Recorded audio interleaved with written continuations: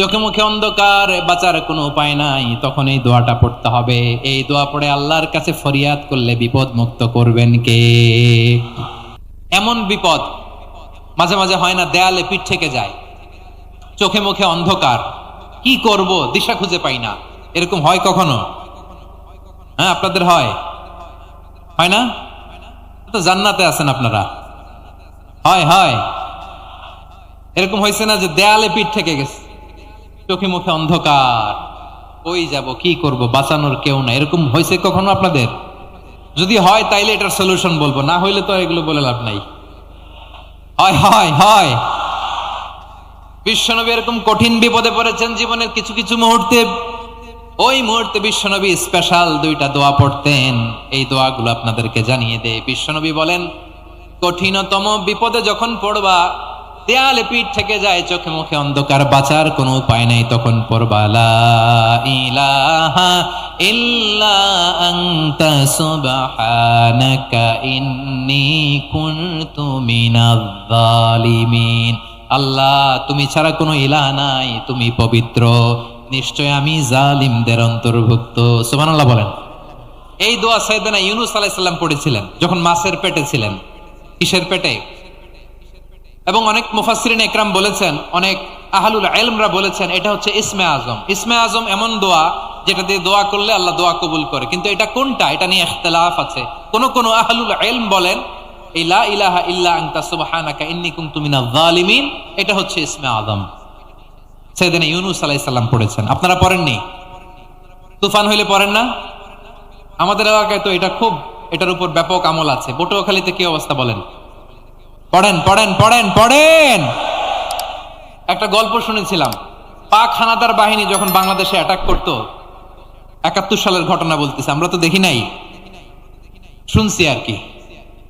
৭১ যদি দেখতাম এতদিনে রাজাকার হয়ে যেতাম। আল্লাহ আমাদেরকে বাঁচাই দিছে, আল্লাহর মেহেরবানি, ঠিক কিনা বলেন?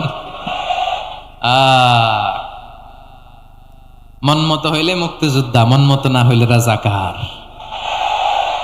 কত কিছু দেখলাম এই শাহবাগের বুকে।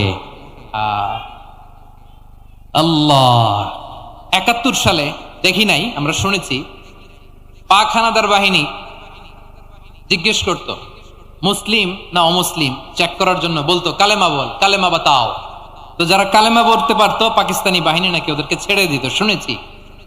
তো একজনকে, এক বাঙালিরে পেয়ে তার মাথার মধ্যে বন্দুকর নল ধরে বলতেছে কালেমা বল সালে, কালেমা বাতা, কালেমা বল। তো ভয়ের চোটে এই দোয়া পড়া শুরু করছে।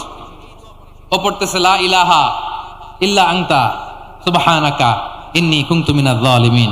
পাকিস্তানি বলে সালে ইয়ে তো মুসিবত কা কালিমা है। বাঙালি কয় হাম তো ভি মুসিবত মে হ্যায়। পাকিস্তানি বলে বেটা কোন দোয়া বললি, এটা তো মুসিবতের কালেমা। কয় আমিও তো মুসিবতে আছি, আমার মাথার মধ্যে বন্দুক ধরে তুমি আমার কালেমা জিজ্ঞেস করো, এখন কোনটা কালিমা আর কোনটা কি দোয়া, আমার হুশ আছে নাকি? প্রিয় ভাইরা, আসলে এটা দুআউল মুসিবা, বিপদে পড়লে এ দোয়া পড়তে হয়। লা ইলাহা ইল্লা আনতা সুবহানাকা ইন্নী কুনতু মিনাজ জালিমিন, এটা পড়বেন আপনারা।